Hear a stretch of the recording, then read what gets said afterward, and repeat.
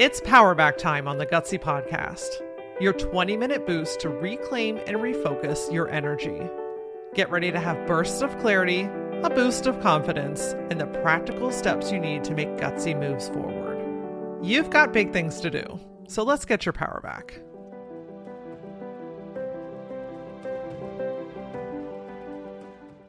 Have you ever been at the beginning of a project and you once had a whole bunch of ideas, and now that you're going to do it, it seems like it's the Wild West. There's no information coming to you. Or maybe you've been working on or towards something and you've had a little bit of momentum, a little bit of success, but all of a sudden it's like you're running into brick walls.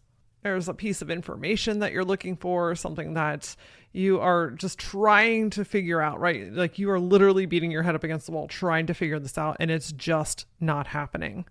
Well, the good news is you can overcome this. You have overcome this. And today we're going to dig into a really simple technique to help you get that clarity, to gain momentum, to be able to move forward with your ideas. And it's going to feel a little counterproductive. Okay. You're probably going to dig your heels into the mud for a second. But I promise you, if you stay tuned in and you apply this, you will make your life so much easier. By the way, I have been doing these free call-in live radio style shows where you get to sign up, you get to submit a question, and then I answer as many of the questions live on the spot as I can. And it's been a really powerful way for people to get answers, to get clarity, to get support where they were, previously feeling kind of alone or stuck. The next session is happening on November 7th at 7 p.m. Eastern Standard Time. So if you want to get your question answered, go to lauraora.com. There's a banner at the top of my page. All you have to do is register, submit your question, and I'll see you live really soon. And if you missed that one, no worries. Just go to my website. The next one will always be listed. Okay, let's jump into this concept of sitting with it. Remember how I said you're going to want to dig your heels into the mud and probably going to give me a little bit of a side eye? This is where that part comes into play. When you are trying to work on and towards something, whether it's something that is brand new or something that you've been working on for a while, that is irrelevant. The moment that I want you to really stay focused on and harness in on is when you either get stuck or you just know that you need different space, meaning that your schedule is more dense. This is a busy time of year for you. There's a lot of things going on. You're in a big transition, a small transition. You just got a lot of other moving pieces. And I know those things are always kind of happening, but you know what I mean? There just tends to be some more dense areas of our life.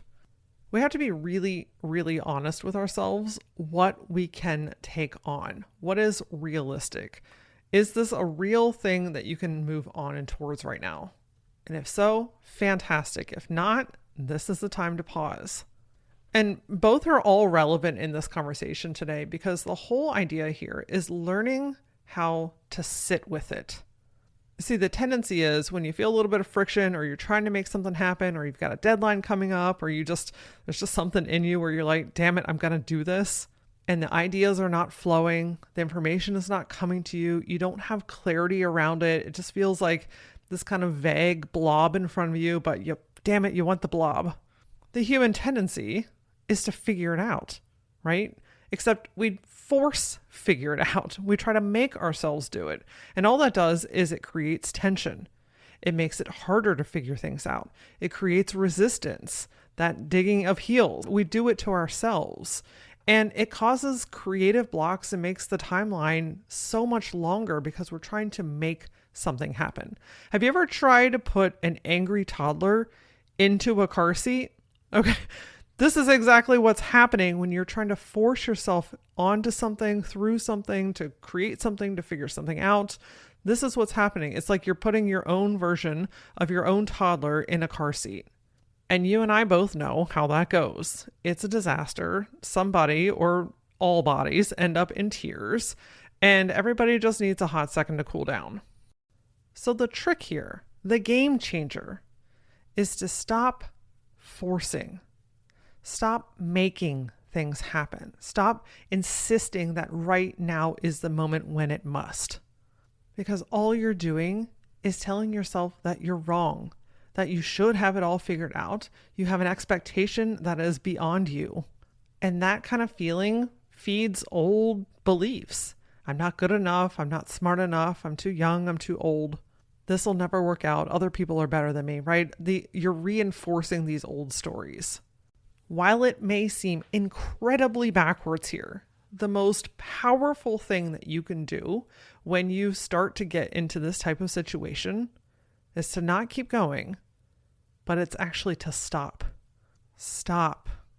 Let it be. Let it rest. Let it have some space. Have you ever baked homemade bread? I've not, but I've seen people that do. And one thing that I do know about making bread is you have to leave it alone. There's a period of time where it has to do the rising thing, right? It gets all big and fat and fluffy and amazing looking. But if you go poking at it or shaking it or put it in the oven too soon, it doesn't rise. It doesn't bake the right way. You don't get the right consistency or texture. My friend, you got to let it go so you can find your own texture, to get your own amazingness, because it's in there. It's not a matter of, can I do this or will I figure it out? It's, am I willing to let this breathe? Am I willing to let this go, to step away and give it the time and the space that it truly needs? All great things take time and space. And when we suffocate it, it does not grow. I'm asking you to pause and to sit with it. Sit with your ideas so that you can gain clarity. Sit with your ideas so that that creative spark can come back. Sit with your ideas so that you and the idea have space to breathe and grow. Now, here's the true magic, okay? Sitting with it doesn't mean that you're doing nothing. You're not staring at the blank wall. You're not just walking down a gravel road, kicking a few stones. Sitting with it means that you are open and available to receive and intentionally listen.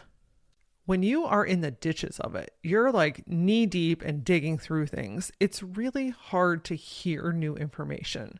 But when you have that space, when you have that capacity, when you step away from it for just a moment or sometimes a few moments, you give yourself the opportunity to hear things differently and to see things differently. And I'm going to give you an amazing example of how this works. If you have been a listener of the Gutsy Podcast for quite some time, first, thank you. I appreciate you so incredibly much. And second, you know that I recently took a long-term break from the show. At the time that I decided to go on break, I had had a lot of shifts happen in my career. I had put out over 400 episodes. The show was 5.5 years old. And I have grown a lot as a speaker, as a coach, as a human being. And I started to get this feeling like something was wanting to evolve, but I did not have the time, the space, or the capacity to put into it.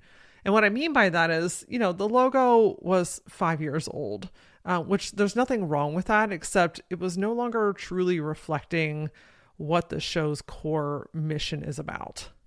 It didn't feel like me anymore. It felt like it had grown, but the artwork and the presentation, the intro was outdated. It had old information in it. And like anytime that I heard it or looked at it, I just started to kind of feel some kind of way about it. Not in a bad way, but in a like, something's trying to tell me something here. And one thing that I've learned about my intuition is that when I start to get those feelings, I need to stay open and I need to hear them. And here's where the growth really came in. Before, I would have tried to redo everything in a short period of time. I would have tried to relaunch it quickly because I was terrified that, I would have lost listeners or you guys wouldn't have come back or something terrible was going to happen to the show. I would have crammed it in on top of everything else. I would have burnt myself out and then I would have been exhausted by the time it went up. But we don't do that anymore. And I highly encourage you to pause that, go back, listen to it again, and start to adapt this next thing into your life. And that is to accept that sometimes things need to pause. The world's not going to fall apart. Everything's going to keep moving. You're not too late. You're not going to lose things. Like sometimes you truly just need to give yourself the time. And that's what I did with the show. So I announced over the summer that I was going to go on a break with no idea of when I might come back. And my intent with this was to be able to sit with it. And that's where this concept really started to come to life. And it, wouldn't you know, it turns into an episode, a learning opportunity.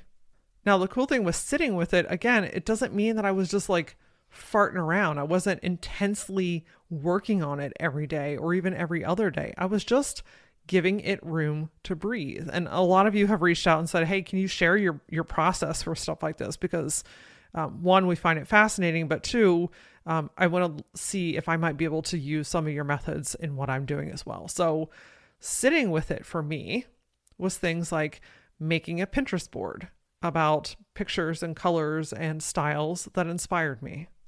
Sitting with it looked like playing with my ideas. Like if I started all over again today, what feels exciting? What would the show look like? What kind of feeling do I want it to have? What kind of goals and mission do I want to give it? It included things like looking at the data.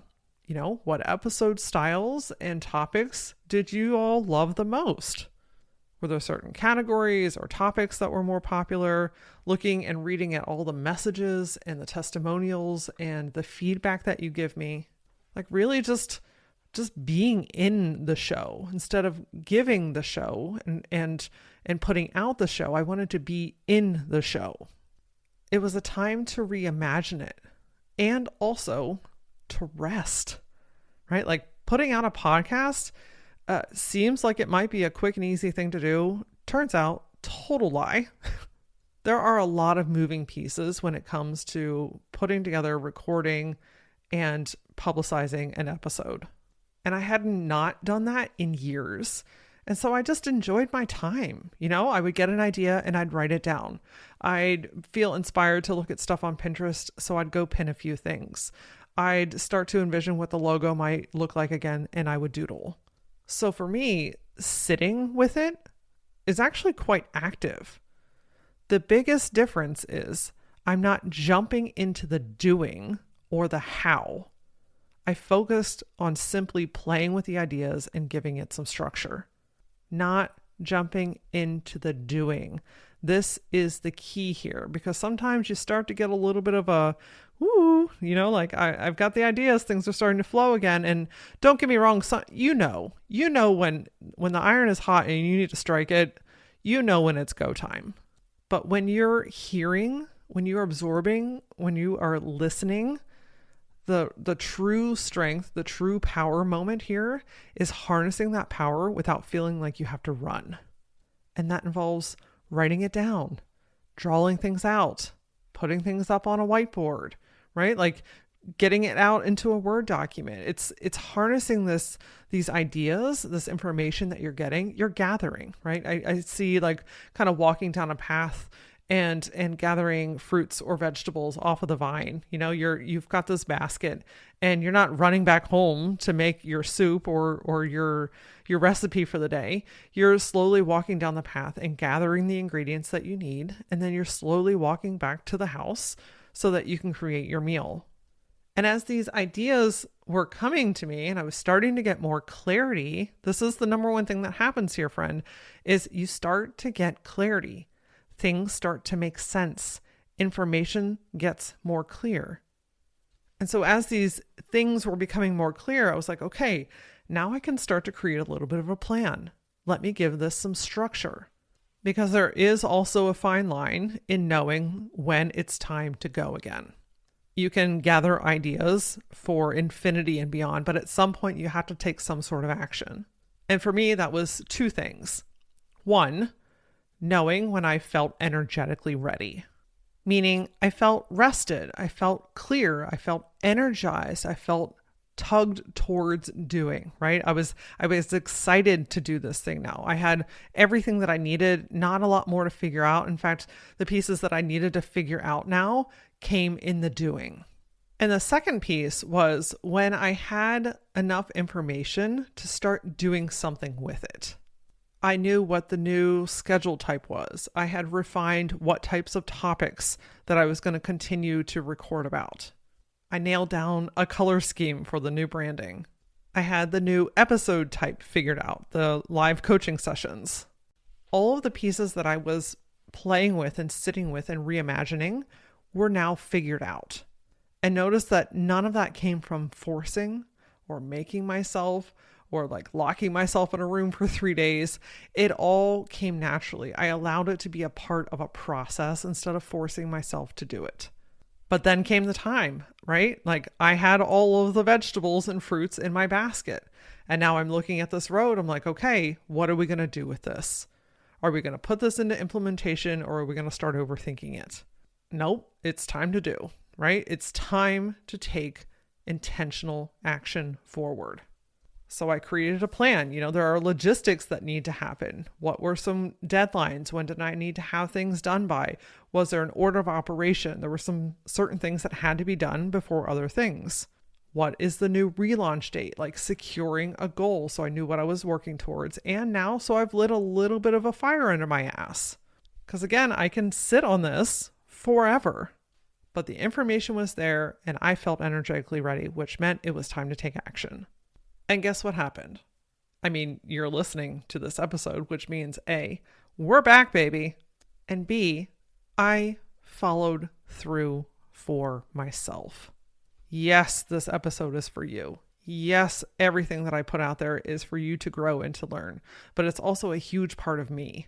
And there's been many of times where I have unintentionally abandoned myself for a different cause.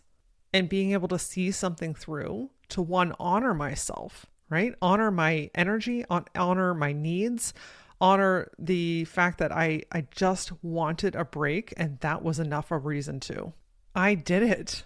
I honored myself and I relaunched it and I'm fucking happy with it. And from what I hear, you are too. And what an incredible win-win situation.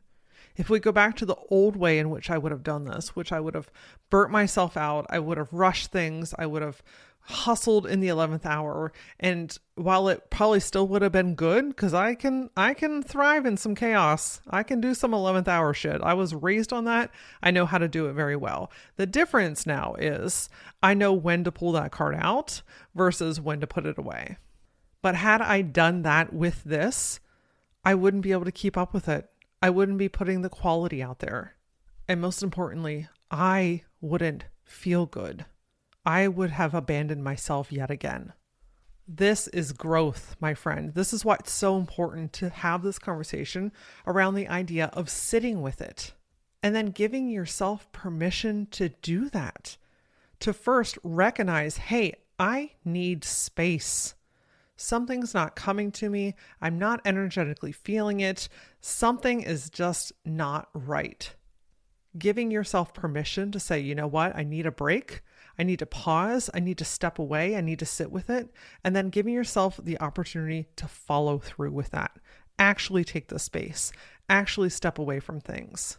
Second, kind of morphing and defining what does sitting with it look like for you. Does that mean getting a notebook that you carry around with yourself? Does it mean that you start playing creatively? Does it mean that you start sketching and drawing again?